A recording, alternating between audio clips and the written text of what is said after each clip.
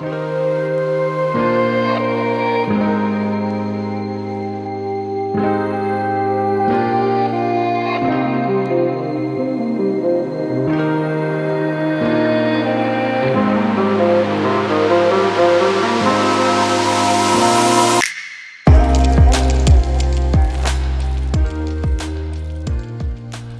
back, everyone, to the conclusion, the final round back nine of the 2021 Des Moines Challenge.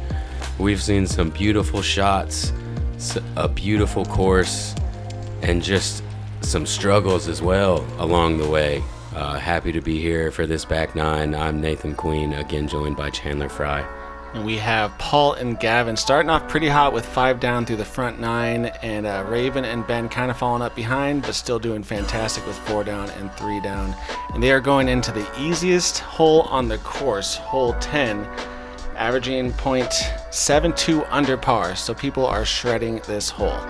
Yeah, pretty, even if you don't have a great tee shot, it's a pretty attackable hole to get the birdie on. We got to see Ben yesterday go for it all the way and get the eagle. And I have to guess that he'll go for it today as well, being the Yeah, final day, being so. a couple back. Now that people know that it's doable, we might see some more tries.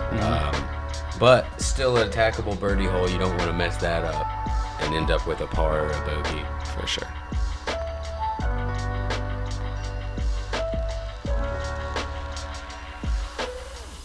All right, first on the tee pad we have Raven Newsom. Going fast. Might have liked that wind and just went for it. Ooh, and just squeaks past that branch there to keep him from falling into the OB. Definitely not pushing far enough for that eagle range. No, but definitely an easy birdie attack range. Yeah.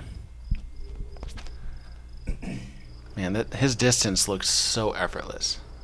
Yeah, every time Ben throws, it doesn't really look like he's trying. That is a bomb. He is in a perfect position for the eagle attack. Gavin looking to do about the same.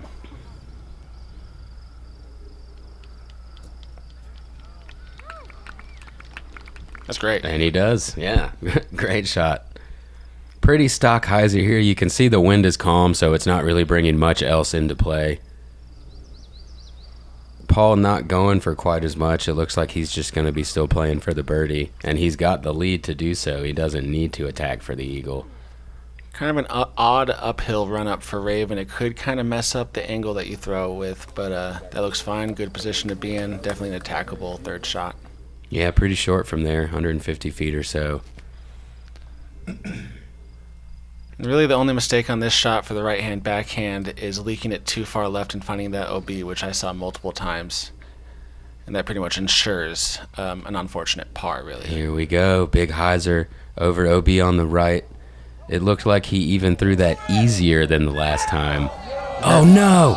He catches. So close. He made it inbounds and hits the tree by the green. Rolls back OB. We'll still have a birdie putt. But we've seen a couple unfortunate tree kicks from Ben so far this round. And Gavin saw that, and he was in a better position than Ben, it looks like, and he was like, I'm having none of that. Nice little tree play from Raven there.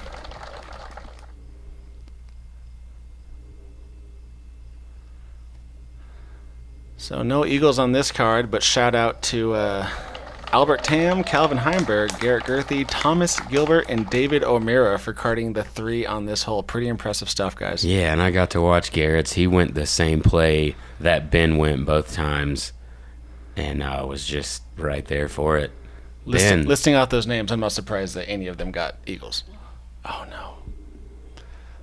Little right side for Ben. Yeah, a couple misses in a row here for him now. He'll be looking to clean this back up. The course is testing Ben right there with these unfortunate throws.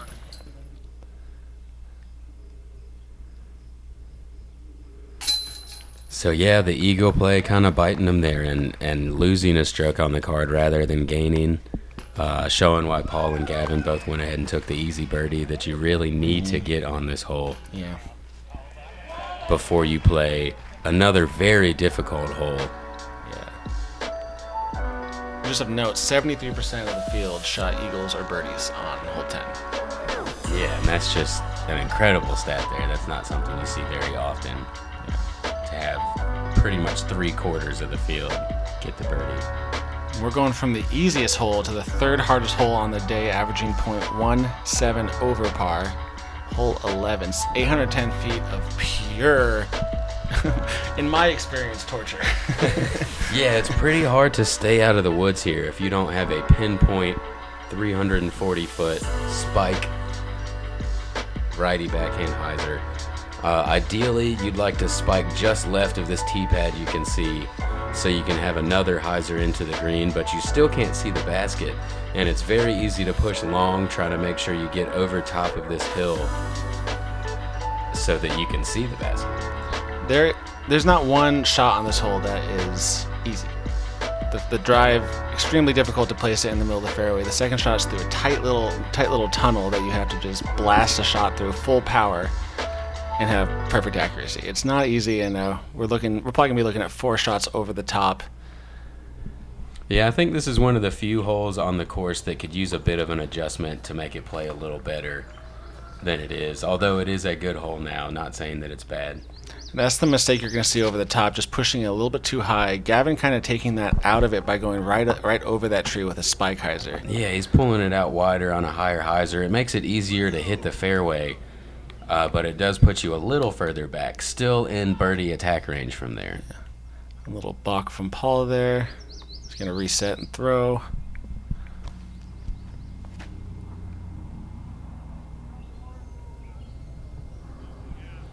That looks... Yeah, that's got to sit down.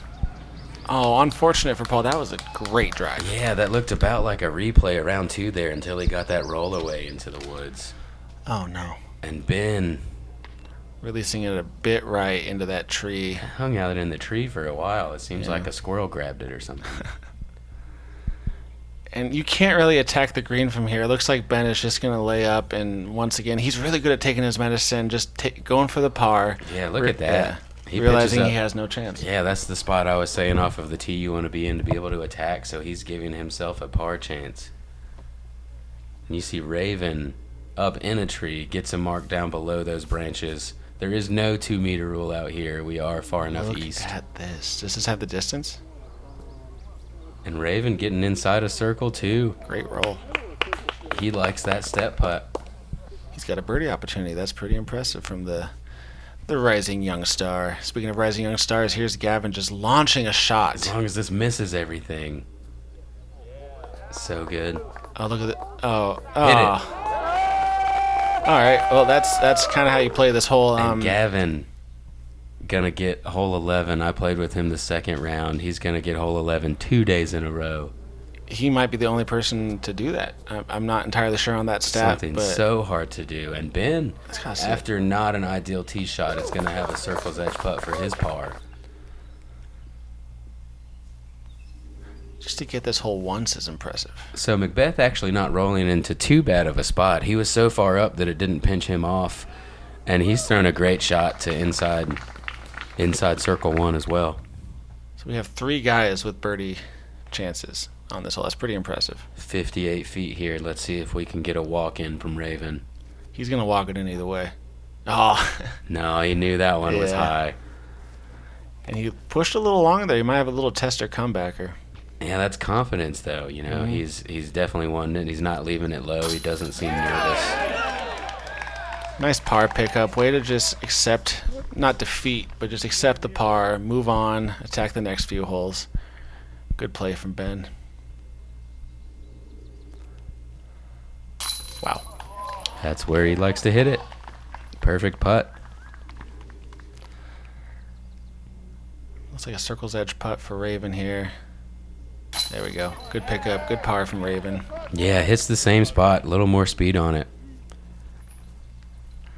And just an absolute tap in from Gavin here to get this hole twice. I'm not sure what he did the first round, but he did get it the second and third round, which is impressive stuff.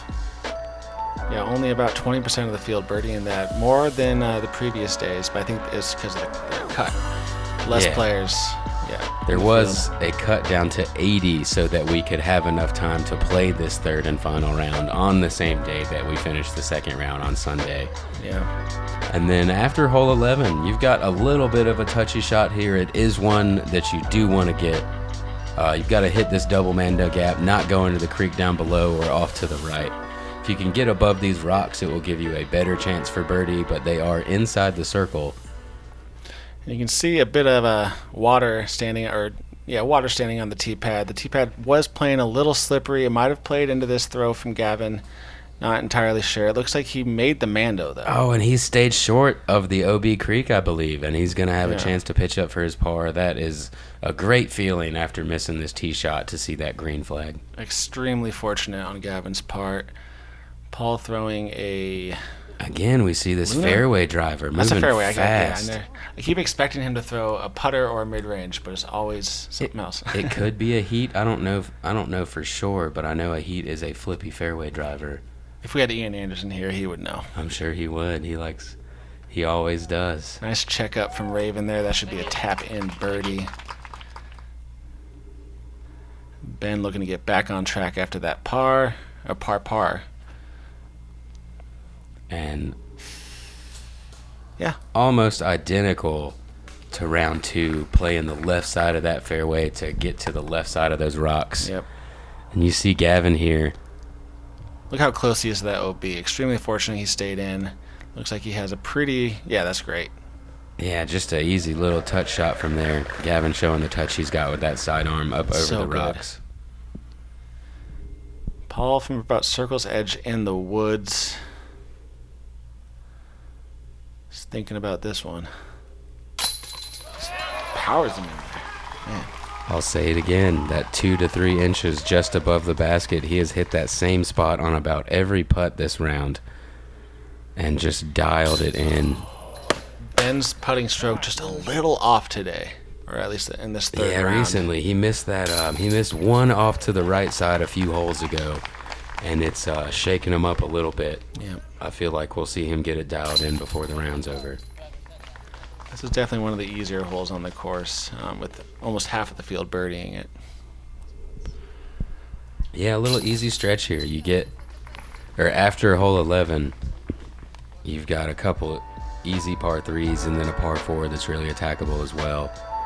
Paul, again, striping it, making sure he's making all the putts this second and third round. Impressive stuff from the 5-time world champ. When I walk up to the tee, I have these game plans. I think I'm going to land in these same areas every single time, but you never know. Having the Bushnell rangefinder, no matter where I land, gives me that extra level of confidence.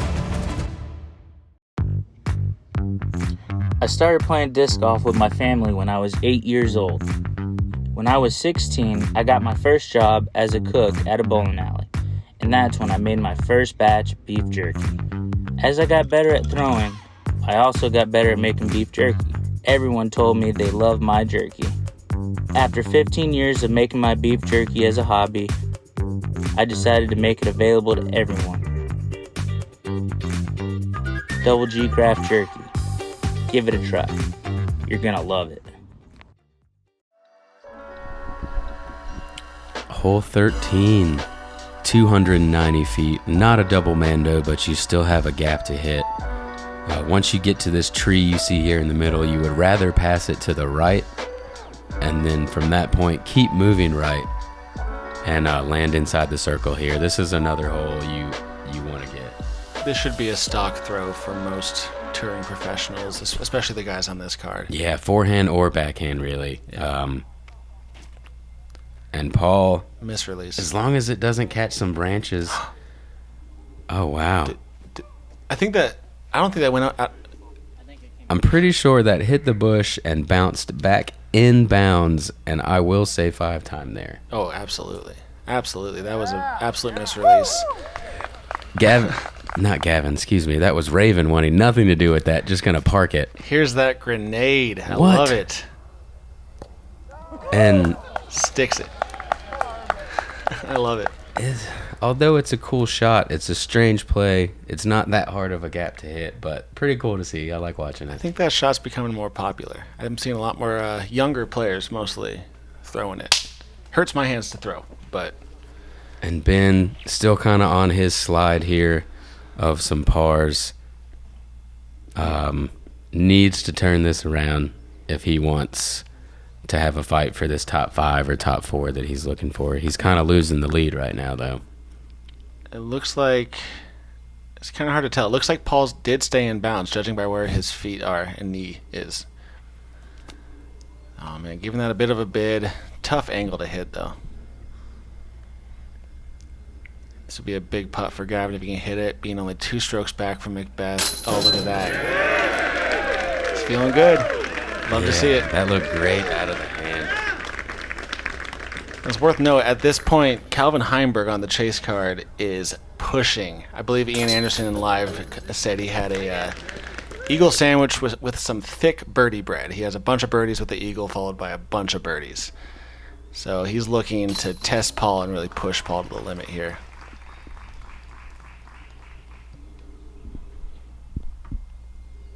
Yeah, and a couple pars here that you really don't feel great about. I know this is just one of those holes for Paul.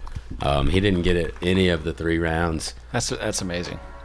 But he is a good enough of a player that doesn't really matter that he has one of those holes. Look at that. Gavin painting the pull with his follow-through. Absolute confidence with that elevated putt. That slow-mo spin. What a cool angle. Seeing the underside of that disc. Hits the backside of the rim and stays in. Good looking shot, Gavin. Hole 14. This is a fun hole. Probably right in the middle as far as difficulty, averaging just slightly under par. There's 2 plays. There's the big sidearm play to the left that you want to hyzer out and finish middle of the fairway. There's the backhand mid-range play, potential fairway play that finishes hopefully right around here. And what follows is a tight little approach uphill to this basket. No OB around the basket, so really just launch a shot at it and hope to have a putt.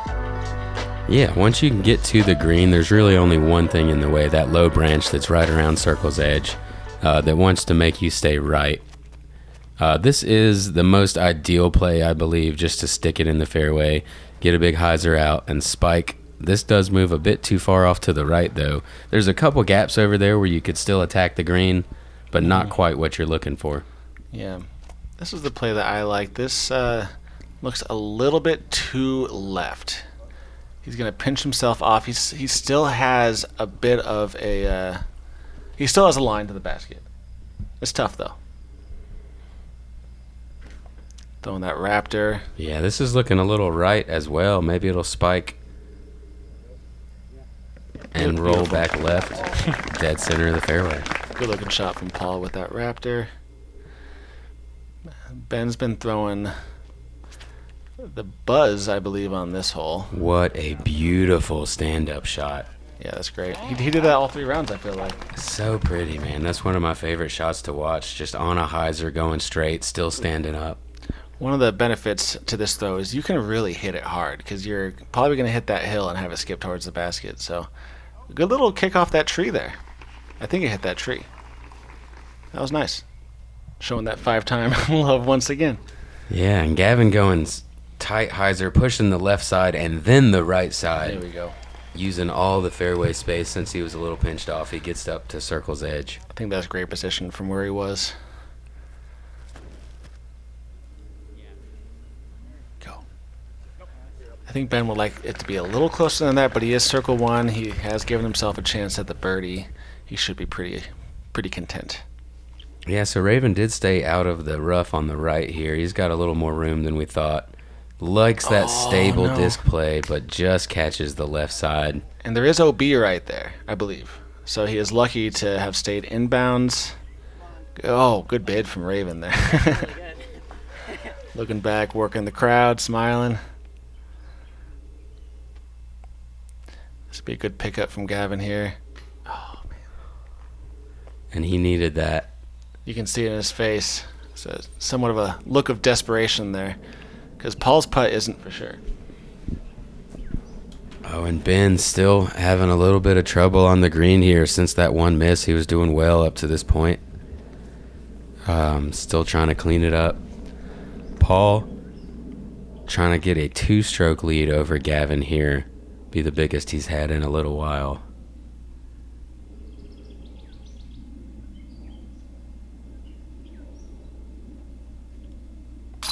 Nice, confident putt there. And he knows what that putt's for. He knows exactly where he is.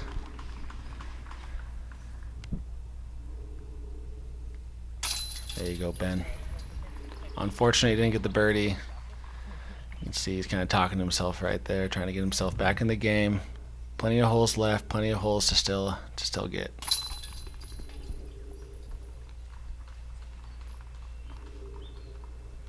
And just some par tap-ins here.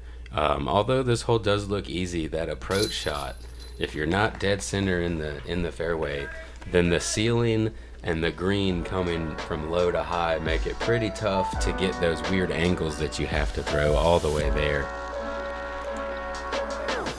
I got to give a shout out to Raven Newsom, being a younger player, being on the lead card on the final day at an Elite Series event. This guy is, honestly, he's shredding. He's doing great. He's showing some game. He's scrambling well after a bad shot, and he's thrown multiple great shots. So it's been fun to watch so far. Moving on to hole 15, 600 feet. Stable hyzer just around or underneath this tree that you see on the left. You've got to avoid the OB tree line that's on the right the entire way down the fairway. And then if you've been watching, you see all these players drifting into the left side once they do get up to this green.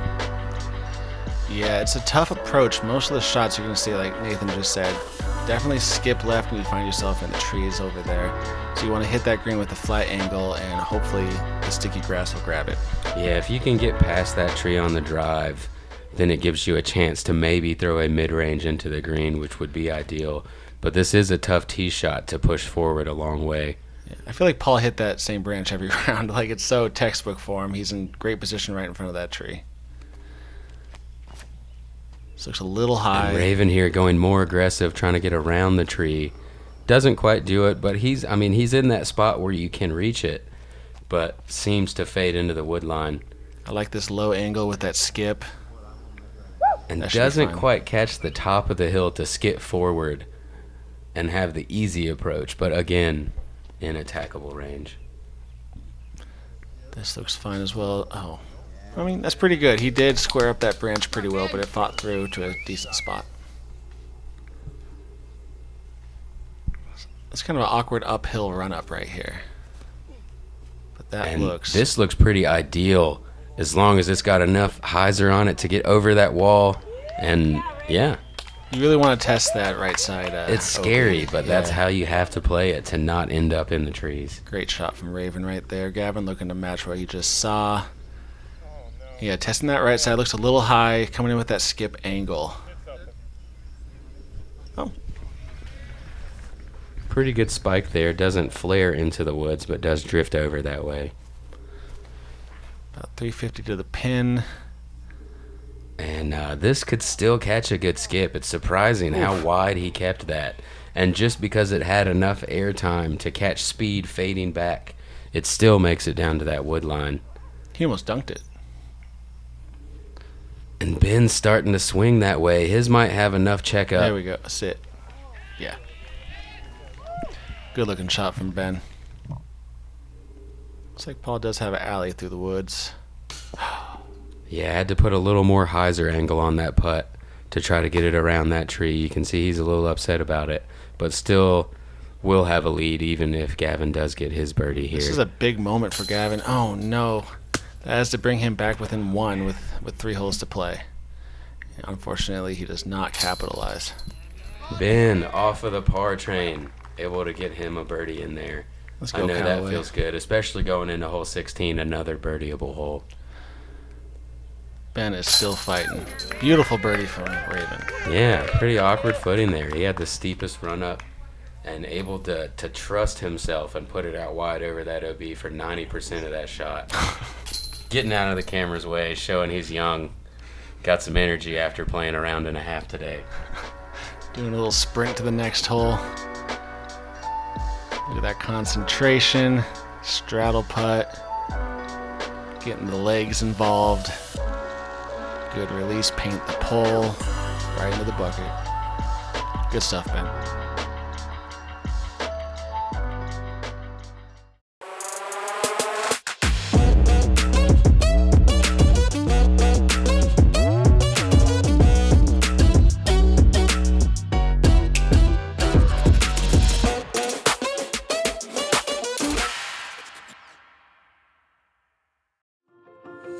You've seen them in the hands of professionals, helping them compete at the highest level. Whale Sacks is a female-owned small business, handmade in the USA. We are dedicated to outstanding grip for all disc golfers.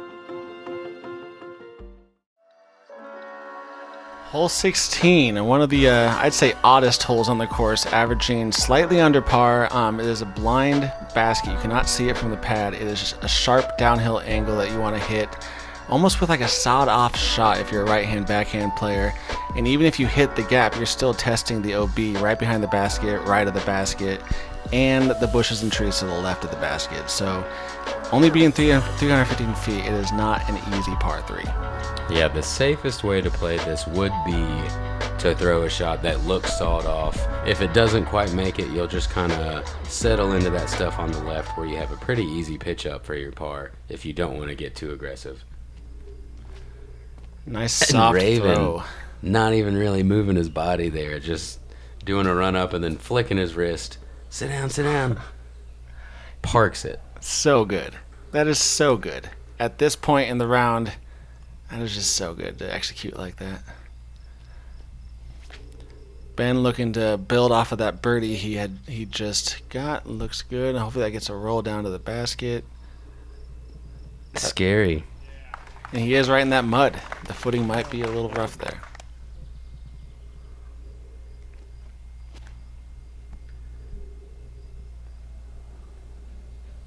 And that looked a little high out of the hand, but he catches the koozie on the pole and puts it closer than Raven, who was already only about 6 feet away. I think that was going to stay in bounds either way in those wood chips. It's kind of hard to tell, but oh no. That's the tree that once you've thrown a great shot, you hope to miss. It's just right in the middle there. You can't see it, you're just listening for it. Unfortunate hole for Gavin. He is looking for all the birdies right now. And Ben, with the two people in front of him parked, really has to run this. He doesn't have much of a choice. So close. Oh, man. And Sometimes you just want to go get into the video and just hug somebody, you know? that's a better miss than he's had the last few holes, pulling it off to the left or the right. He does stay in bounds and will card the par. Yep. Nice pickup from Raven there. He is pushing pretty hard in the final 9. Kind of shredding the final 9. He's doing great. Oh, man. I mean, Ben still, he's 20 down. He can still get a few birdies to finish strong and potentially get in that top 5. And you can see Gavin there disappointed that he had to lay that up. He was wanting to make a push. You can see Paul talking about his out of bounds in the first round, straight through the gap in that bridge. And after just showing so much touch on the drive with what kind of looked like a fairway to me, it could have been a mid-range, but it was moving pretty quick. Didn't put much movement into it, just a lot of wrist spin. Gets the park job. And going into hole 17, the shortest hole on the course, but as soon as you kick right, it may become one of the most treacherous if you don't get past this kind of second gap you have to hit right here. If you're in the woods before this, very hard to get up and down. But if you hit the gap, it's a pretty easy birdie. Yep, one gap to hit, and if you don't hit it, it's not good. There is a little bit of ways to get sneaky if you pull it off to the left. And some high branches there. He was inside the circle just about when he hit those branches. Now he'll be 50, 55 feet away. Still has a chance. Paul, at this point, needs to birdie out. Calvin and is that pushing still. Will not be a birdie. I believe Calvin has finished, and he is sitting at... I should know this. 26 down.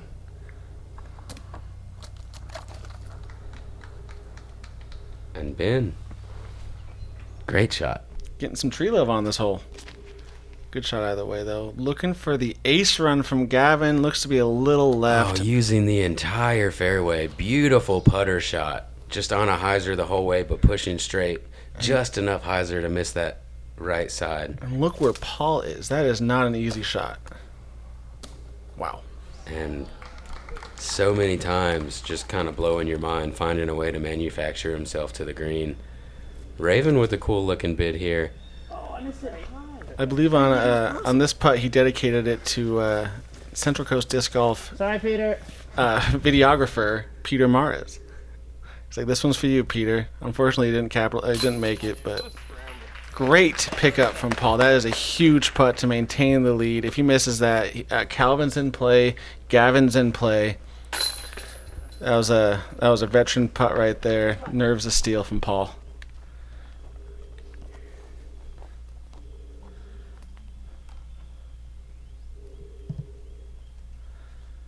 Raven looking to tap in his par putt.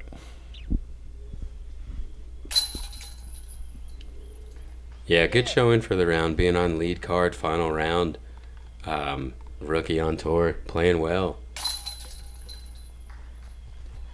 Impressive stuff from the young phenom from North Carolina. And Ben getting the birdie he needs, trying to stay in that top 5. That might be the biggest putt of the round for Paul. Like, it had the most implications, I believe. Yeah, you can see the clenched fist there. He's happy about it, knows he needed it.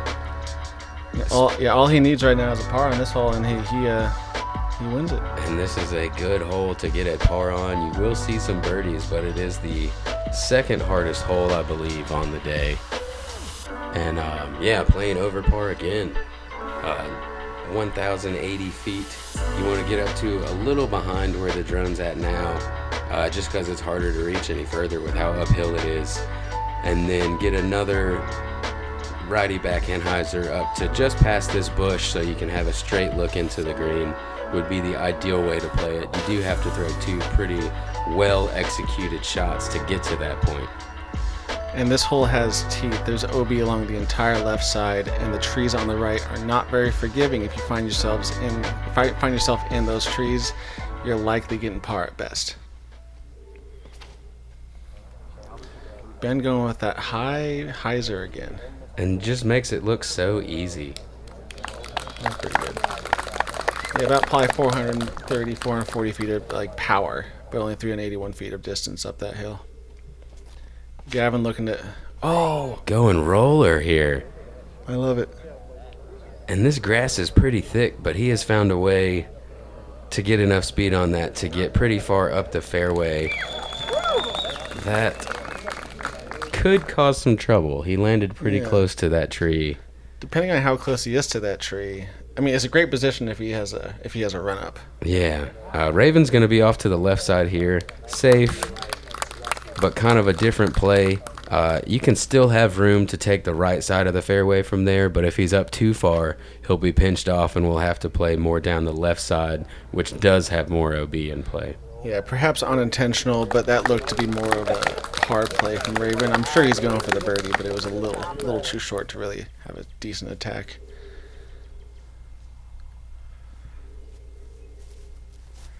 It seems like a lot of players obviously had that uphill run up a lot, but Ravens... and this is turned over too much. Oh, no. I feel like every hole Ravens had an uphill second shot. That's kind of what this course seems to do. Lots of hills. You got a few downhill, but a lot of uphill run-ups. This is testing that bush that you want to get around, and he executes that pretty well. Yeah, he is in a great spot there. 350, 340 into the green. And at this point in the round, Calvin is 1 stroke back, so all Paul needs is a par. So he can either lay up from there and go for the easy par, or really go for the basket and just get that birdie. Incredible hyzer from Ben there. Just again making it look so easy, and he's gone past where Paul's at. Look at this. Yeah. Jeez, that is launched. That makes this hole really easy. Is to the pinch point in 2. which I haven't seen yet. I haven't seen anybody that far after 2 shots. Unfortunately, Raven just has to pitch out there. The crowd loves it. Yeah, he must have been in a tough spot. Raven is a crowd worker. You know, he's in there talking, letting them know what's going on. Oh, yeah. And happy he's able to get out, having a fun time out here. Is he going big flex forehand on this? He is, and he doesn't quite do it well. Oh, no. That is right behind a gigantic... Fortunate tree, though. I think he was going to go inside of it had he not hit that. So it looks like Paul is going to go for this. But that's a good play, because if he does go too far right, as I said in the second round, it's par at worst. Parked at worst. Yeah. It's either a birdie or a par. But he has parked it. Good power on this one. There you go, Ben. Way to finish the round. A drop-in birdie on a... Yeah, and with Raven not in a good position, he'll be pitching up his par shot now. He has a chance to tie Raven up with that now, and I believe would be tied for 4th. Gavin putting that a little bit too short, leaving himself somewhat of a tester on the last hole. And I believe that putt is for a tie for 2nd with Calvin Heimberg. Yeah, Raven is directly behind this gigantic, I'm going to call it a shrubbery. Yeah, there's lots of stuff going on in there. He is lucky to be outside of it rather than in, but not in a good position. Oh, wow. And just squeaks over top, catches some stuff on the way by, but spikes it by the green. Yeah! You gotta love this kid. He's a great player, one of the best personalities I've seen on tour, working the crowd. Just, they love him, we love him. His teammate, Sarah Hokenham, there to support him as well.